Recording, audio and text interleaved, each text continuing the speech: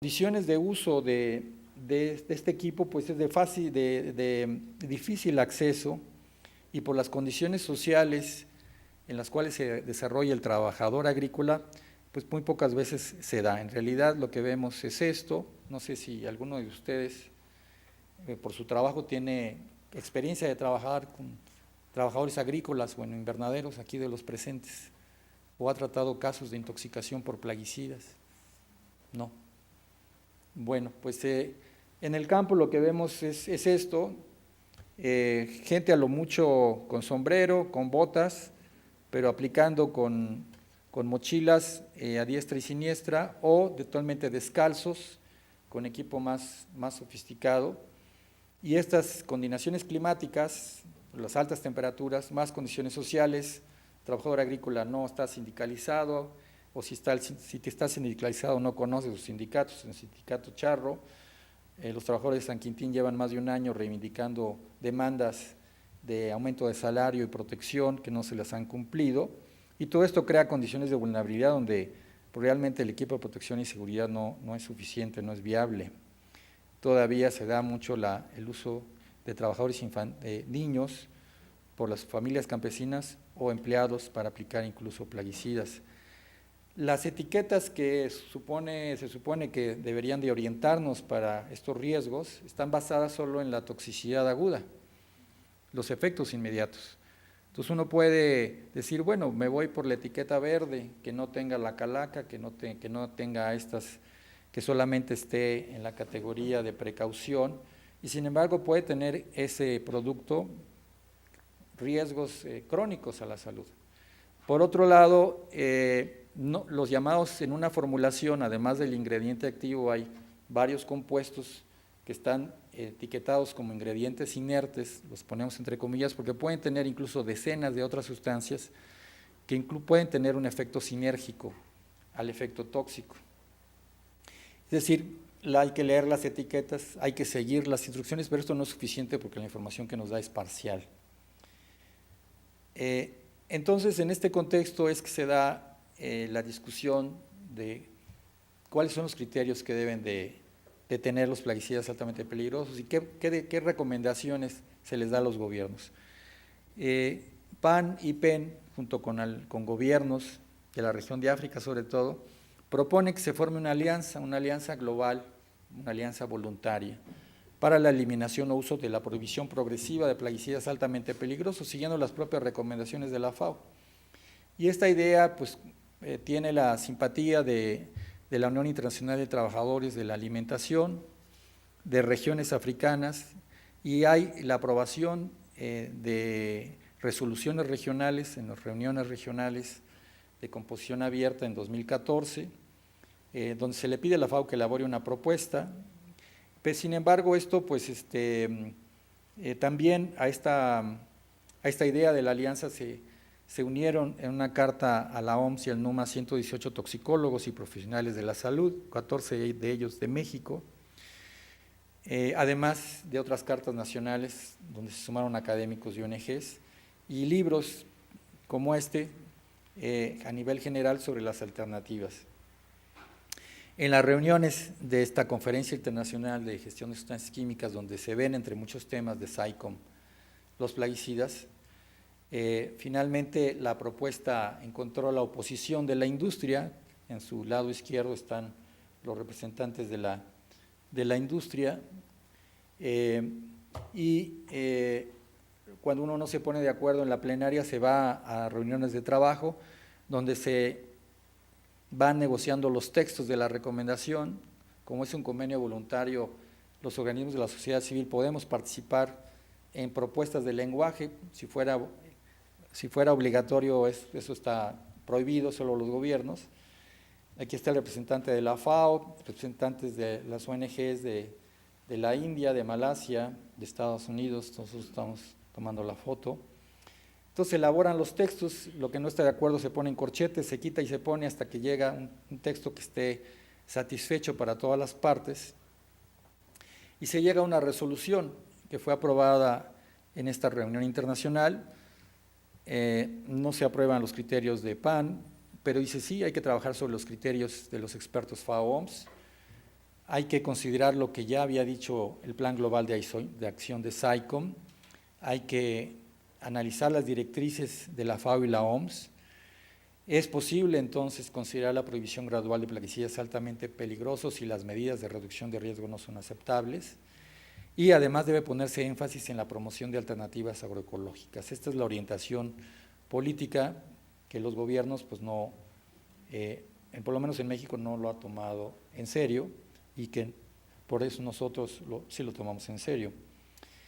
En la estrategia que propone la FAO y la OMS invita a lo que se llama ahora a todas las partes interesadas, este famoso término en inglés, los stakeholders, o sea, todos los grupos de interés, las partes interesadas, deben de ponerse de acuerdo, coordinar los esfuerzos para implementar estrategias que lleven a esta reducción progresiva de los riesgos.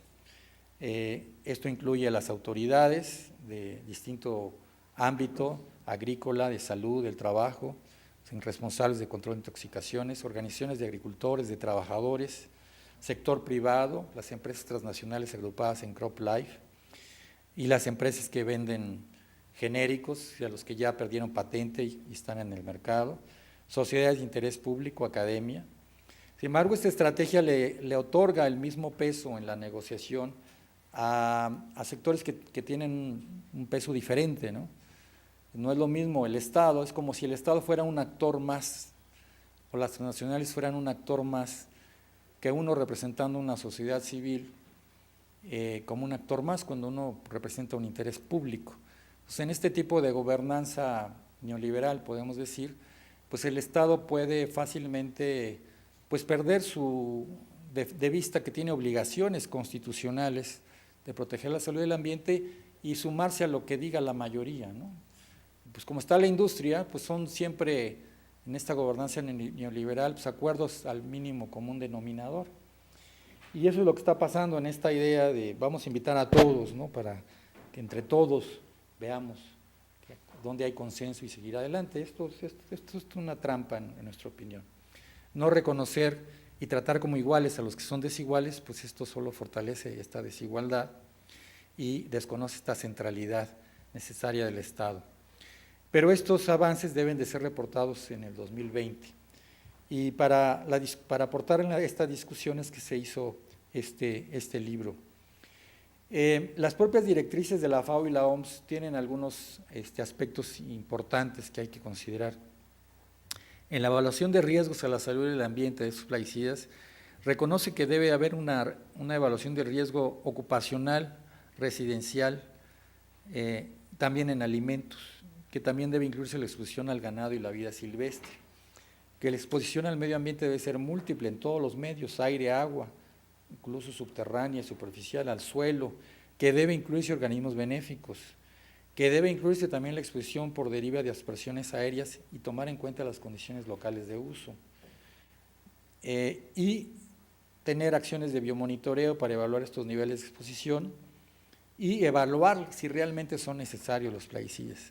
Si en los costos, no solo el costo del producto en el mercado, sino el costo total, cuáles son las alternativas de mejor riesgo. Y en toda esta metodología, llegar a acciones de mitigación, sean restricciones del uso, sea el cambio de la formulación, sea el retiro voluntario o la cancelación, o en última instancia la prohibición. Entonces nos parece que esto es un avance en el sentido de que las ideas de costo total son nuevas, no se consideran. Sin embargo, el problema es que las alternativas se ponen al final. O sea, realmente habría que tener información muy actualizada para ponerle pesos y centavos a las intoxicaciones a salud de ambiente, valorar la pérdida de biodiversidad. Pensamos que antes de llegar hasta el final, esta discusión de alternativas debe darse desde el principio y se debe aplicar el principio precautorio. Si hay ya un perfil toxicológico de peligrosidad y que está clasificado por organismos internacionales, pues el Estado no debe esperar, en nuestra opinión, a todo este proceso de discusión que puede ser largo y costoso, sino ya empezar a discutir alternativas y tomar medidas de prevención. Y aquí tenemos toda la discusión de esta diferencia entre la peligrosidad y el riesgo. Como saben, la peligrosidad está dada por las propiedades tóxicas intrínsecas de su propia diseño molecular. Y se evalúan a nivel de la célula, del individuo, en poblaciones y animales, pocas veces en humanos. Son dosis letales medias, evaluaciones crónicas muy limitadas, solo un ingrediente activo, metodologías para evaluar mezclas de sustancias tan poco desarrolladas, y en la realidad se mezclan distintas sustancias o en un tanque o a lo largo de la vida ocupacional en un ciclo agrícola. El trabajador está expuesto a varias sustancias. Entonces, este efecto de las mezclas, muy poco estudiado. Pero se dice, bueno, la peligrosidad y el efecto va a depender de las condiciones de exposición, lo que nos va a dar el riesgo. La peligrosidad más las condiciones de exposición nos va a dar el riesgo, y vamos sobre todo a enfocarnos en reducir riesgos y tratar de manejarlos. Entonces este discurso pues lo ponemos a discusión. Se supone que México debería de seguirlo. Yo pocas veces lo he visto, y en plaguicidas definitivamente no se hace. Considerando todas estas diferencias de la exposición según la edad, el sexo, la genética, la nutrición, el momento en la etapa de desarrollo, evidentemente todo esto influye en que un daño aparezca o no. Sin embargo, hay otras preguntas fuera del protocolo de la evaluación del laboratorio. ¿Quién define lo que es tolerable? ¿Tolerable para quién? Lo mismo tolerable para un adulto, un niño, una mujer. ¿A quién beneficia la incertidumbre? En caso de siempre se pide que haya datos concluyentes, y siempre la ciencia va a tener un margen de incertidumbre. ¿A quién beneficia? ¿A la empresa que puede seguir vendiendo el producto, o beneficia y protege al que puede estar expuesto y tener un daño crónico? Los efectos sinérgicos, los efectos de exposición crónica y las mezclas, como yo decía, la toxicidad de los ingredientes inertes, se va a evaluar solo el ingrediente activo o ya la fórmula completa. Y efecto diferenciado de niños, mujeres embarazadas, grupos desnutridos, ellos no tendrán palabra en esta discusión, tienen que esperar lo que digan los expertos, y qué tan abierta está la discusión de los expertos. Todas son preguntas que hay que empezar a plantear.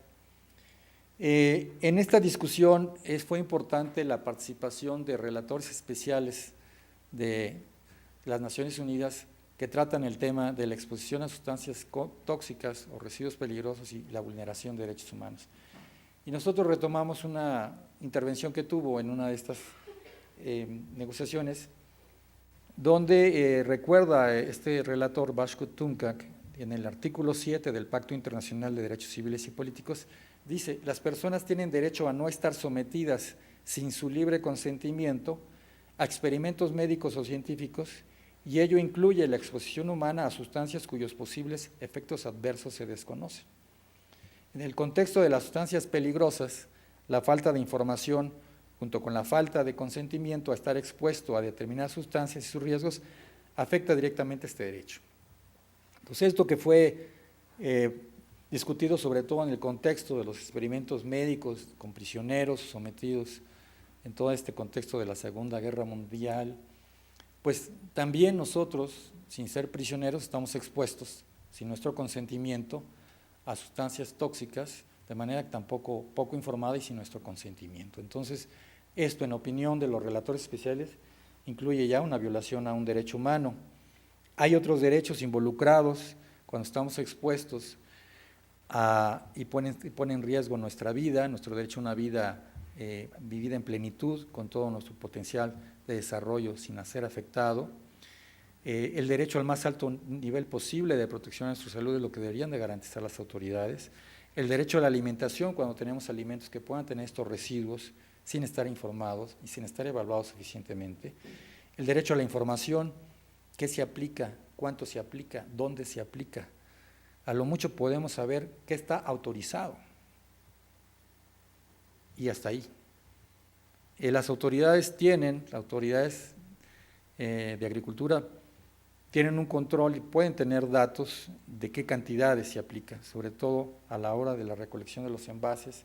Muchos de estos investigadores, una de las metodologías fue recogiendo los envases, sabiendo qué sustancia se usa, se pudo deducir lo que se usa, o por una cercanía con la persona de agricultura, pudo también ser objeto. Por eso es ya resultado de la iniciativa propia de un investigador, no es información pública. Los derechos del niño y los derechos del trabajador. Entonces, frente a esto, quisimos entrar a la discusión, cuál es el diagnóstico de los plaguicidas altamente peligrosos. Y aquí hay que considerar como antecedentes que en México domina un paradigma de la Revolución Verde. A lo mejor han oído ustedes hablar de este término, de la Revolución Verde. ¿Quién ha oído hablar de la Revolución Verde? No. Nadie. Bueno, esto es muy común para la gente que está en los agrónomos o ciencias sociales. Esto fue un término de los años 60, inventado por el Departamento de Estado de Estados Unidos, en el que a partir después del general Lázaro Cárdenas, la Fundación Rockefeller crea un programa de apoyo agrícola, el primero en su tipo en México, y el gobierno de Ávila Camacho acepta que vengan norteamericanos, que después de 2 meses tienen ya un diagnóstico. Fines de los años 40, imagínense 4 especialistas gringos recorriendo el país 2 meses sin entender una pizca de español con traductores. Entonces, en 2 meses ya tenían su diagnóstico. Pues el diagnóstico era parecerse a Estados Unidos. Si nuestro problema éramos atrasados, éramos primitivos, lo que había que hacer era tener semillas híbridas parecidas a las de Estados Unidos, tener una agricultura altamente mecanizada como Estados Unidos, obras de riego, apoyo del Estado, sea un modelo típico de la agricultura industrializada ya en el modelo americano. Y como venían cargados de esta formación científica con doctorados, y efectivamente las semillas lograron aumentar la productividad por algunos años porque estaban diseñadas para ser de alta respuesta, más que de alto rendimiento, de alta respuesta a la inyección de fertilizantes químicos. Pero eran semillas enanas, semillas híbridas. El campesino, si las siembra de nuevo, pierde sus caracteres parentales y tiene que volverla a comprar para mantener la productividad. Entonces se vuelve una dependencia de las empresas que controlan los insumos, y este es el negocio de la agricultura industrializada. Como no pueden totalmente controlar, hacer un producto industrial que imite, reproduzca totalmente los procesos naturales, pues vamos a tratar de controlar, subordinar esas relaciones a aquellos insumos que puedan favorecer esta acumulación de capital y obtener ganancias. Entonces, este tipo de agricultura en monocultivos, se trata de producir un cultivo, tratar de producir lo más posible, dependiente de este paquete. Este modelo de agricultura en monocultivos es el paradigma tecnológico de la Revolución Verde, con base al cual pues, se ha orientado la política agrícola, es el paradigma que domina desde los años 50, y con base al cual se ha fortalecido y han crecido estas empresas transnacionales. Los alimentos además se vuelven commodities, o sea, son sujetos a especulación financiera. Los precios se negocian en las bolsas de alimentos, de fibras, de materias primas, y finalmente el agricultor queda sujeto por las condiciones de contrato, de crédito, a este tipo de relaciones. Entonces, esta es la agricultura que domina, se refuerza con esta idea de los transgénicos, y en las políticas neoliberales pues entran también al mercado empresas de este tipo, haciéndose más fuertes. En México el registro de los plaguicidas está sobre todo en manos de la Secretaría de Salud. A diferencia de muchos países de América Latina, la última palabra la tiene la Secretaría de Salud. Y uno diría, pues qué bueno, eso vamos a estar mejor protegidos, pero no. La Secretaría de Salud tiene la última palabra para autorizar o cancelar un registro, y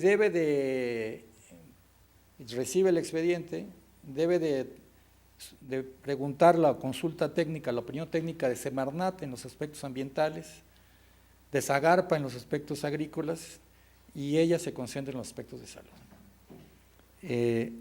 Sin embargo, aquí hay problemas porque el expediente y la información que las empresas someten a la autoridad está protegido por compromisos de confidencialidad. El gobierno no puede abrir el expediente y decirle, universidad, dame tu opinión, hagamos un debate de la información, eso está restringido.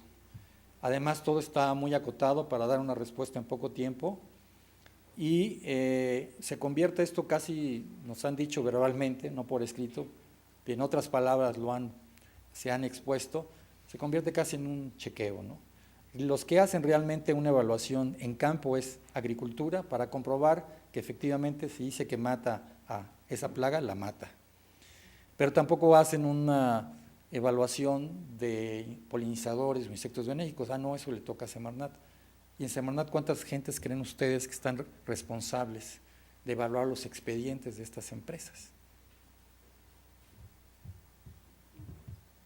El año pasado me dijeron que había 1. Tenía que contratar trabajadores sociales para que hicieran la talacha. Se convierte en un chequeo. No hay, si un estado debilitado, con poco presupuesto, donde las sustancias químicas no tienen su prioridad en la política, pues no hay capacidad para hacer una evaluación de riesgo, ni siquiera en los términos como se debería hacer, una información independiente. Entonces, esto es un trámite rápido. Sí, se elabora la literatura científica, se chequea que haya consistencia, que no haya fraude, que el laboratorio esté certificado con buenas prácticas, pero hay una dependencia de la información, casi un voto de buena fe en la calidad de la información que la empresa da, y los escándalos que ha habido pues nos llevan a pensar que eso es dudoso incluso, ¿no? Uno no puede confiar en la buena fe de las empresas, pues son empresas que su principal objetivo es obtener una ganancia. Las organizaciones de las empresas están organizadas en 2 asociaciones, esta de PROCIT, que agrupa a las principales transnacionales, son 2.300 formulaciones lo que ofrecen en el mercado, y esta otra unión de formuladores, sobre todo ya con ligas a empresas de genéricos en China, en la India. Vean ustedes, por ejemplo, en la China, 850 empresas, de las que 118 exportan a México. Y juntas se forman para recoger los envases, juntas hacen presión en el Consejo Nacional Agropecuario y es el interlocutor principal de la SAGARPA. Entonces, ¿cuál es el perfil? Tenemos 183 plaguicidas altamente peligrosos autorizados en México. Esto viene representando casi el 30% del total de los ingredientes activos autorizados en México. Casi la mitad, 30%, son toxicidad alta.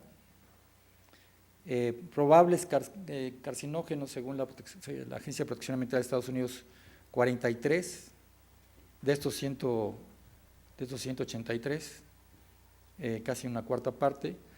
Mutagénicos 2, tóxicos a la reproducción 21, perturbadores endocrinos con estos criterios provisionales 35, altamente tóxicos a abejas 82, o sea, tenemos un perfil realmente preocupante. Esto en muchísimas formulaciones comerciales. Algunos ejemplos, los que tienen mayor número de registros: paratión metílico, 166 registros. Cuando decimos registros, es una formulación para un uso, para un cultivo, una plaga es un registro. Un producto puede tener varios registros según su presentación física, según sus cultivos. Paratión metílico es un producto que se introdujo antes de que acabara la Segunda Guerra Mundial, tóxico, es un órgano fosforado, barato, pero ya prohibido en muchos países. Clorpirifosetil, 165, es un perturbador endocrino, tiene características para ser nominado el Convenio de Estocolmo, es persistente, bioacumulable, se transporta a grandes distancias, se ha detectado en leche materna, en el flujo vaginal, los fluidos de esperma, sangre del cordón umbilical, meconio de bebés. Tercer lugar, con más registros, hipermetrina, altamente tóxico para abejas, también asociado a otros problemas de desarrollo. Glifosato, aquí viene Monsanto, como ya se le venció la patente, otras empresas pueden producirlo, pero además de la discusión si es carcinógeno o no, hay otros efectos: daños en el hígado, alteraciones hormonales, alteraciones de la microbioma intestinal, relación con problemas reproductivos, con problemas neurológicos, sistema inmune, contaminación de agua y insectos benéficos. Todo esto está, la revisión de la literatura científica está sintetizada en esta referencia de Watts de la red de pandeplaguicidas. ¿Cuáles son las empresas con mayor número de registro? 12 empresas, 12 concentran la tercera parte de los registros. Las 12 son Bayer, 202 registros, Syngenta, ahora de ChemChina, FMC, Dow, BASF, Belcimex, hasta BASF, pues todas son transnacionales, Belcimex de Agricultura Nacional ya son mexicanas, con vínculos también internacionales como UPM o Agrevo. Entonces, el mismo grado de concentración que vemos a nivel internacional se da también en registros. Y decimos registros, lo que no quiere registros no quiere decir que todos estos registros estén todavía en el mercado. Hasta 2000